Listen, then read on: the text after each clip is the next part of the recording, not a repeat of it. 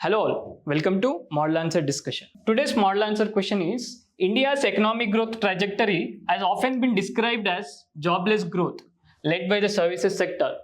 In light of this, discuss why a revival in manufacturing and labor-intensive industries is indispensable for achieving inclusive and sustainable growth. I think this is the question. This is the crux of the question. Inclusive and sustainable growth.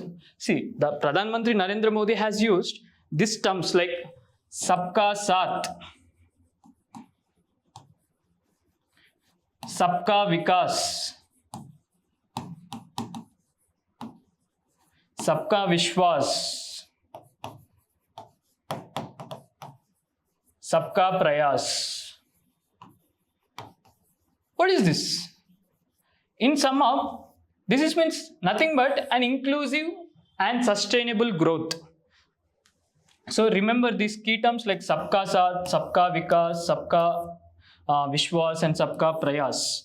So what is Sabka Vikas? It's a development of all. What is Sabka Vishwas? It's a trust of an all. Sabka Saath, together with all. And Sabka Prayas, it's an effort of all. In Indian growth trajectory, in Indian development, we have seen a lot of growth. We have seen this much of GDP and that much of GDP. However, we are not witnessing the inclusive development. The poor is poor and the rich is becoming richer. But that is the question here. That is the crux of the question. India is witnessing the growth, but it's a jobless growth led by the service sector. So what are the measures we should take for inclusive and sustainable growth? How a manufacturing and labor intensive industries will help in achieving inclusive and sustainable growth? So that is the question. Let's get into the answer now. So India's structural transition is unique because it bypassed the traditional development trajectory, shifting directly from agriculture to a services-led economic model. So that's the intro, brief intro. What are the reasons behind service-led jobless growth? Okay, now get into the reasons. High skill intensity barrier. To get into the service sector, we must have a lot of skills, a lot of technical skills. However, to get into the manufacturing sectors, we must have some kind of management skills or industrial machinery operation skills. So the skill difference between the industries required and the differences that service sector demands is very vast. But fortunately, we have a lot of workforce and we have the skills that are relevant where the industrial could engage them.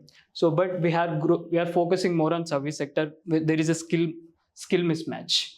So either we should upskill our workforce that's suitable to the service sector, or else we should create an employment opportunity where our skilled workforce could engage. That is industries and manufacturing sector. And capital intensive nature, obviously. To establish a company or any industry that is related to service sector, it must need a lot of capital and dualism in services and the AI automation challenges. Okay. Next, why manufacturing revival is indispensable for inclusive growth? The question is how manufacturing sector can help in achieving Sabka Saath, Sabka Vikas, Sabka Vishwas and Sabka Prayas. That is inclusive growth and sustainable growth and equal growth of all sections of society. Absorbing surplus agrarian labor. As we discussed in our previous video, there's a disguised unemployment. The workforce that has skills, but they are engaged in the farmland only, but they're not actually contributing to the real transformation or real GVA.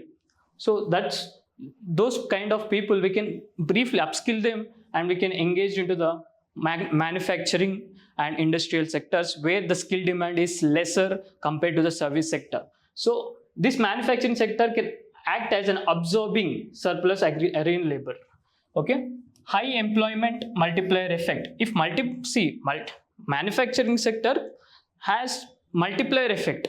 If manufacturing sector develops, it will create entire supply chain like transport, logistics. All these sectors will also indirect jobs will get created in these sectors. Then bridging income inequality. formalization of the workforce, empowering the female workforce. So these are the few points why manufacturing sector should develop, where we can engage our workforce and we can nurture them into the demographic dividend. Role of labor-intensive industries in sustainable growth. Harnessing the demographic dividend, as we discussed, capitalizing on global supply shifts, boosting mass domestic consumption, okay, and nurturing the MSME ecosystem, and mitigating distress rural-urban migration. Okay, so this is very key point, rural-urban migration. When we establish a localized industry, obviously the resources of rural area will engage in the local itself, in the local area itself. They don't need to migrate to the urban areas or any other area different from their native. So even the manufacturing sectors need a lot of land, lot of water, lot of area, and lot of the mid-skilled people. So where we can get in a rural areas. So establishing the manufacturing sectors in a local area will reduce their rural-urban migration, also can control the urbanization, drastic urbanization we are witnessing today.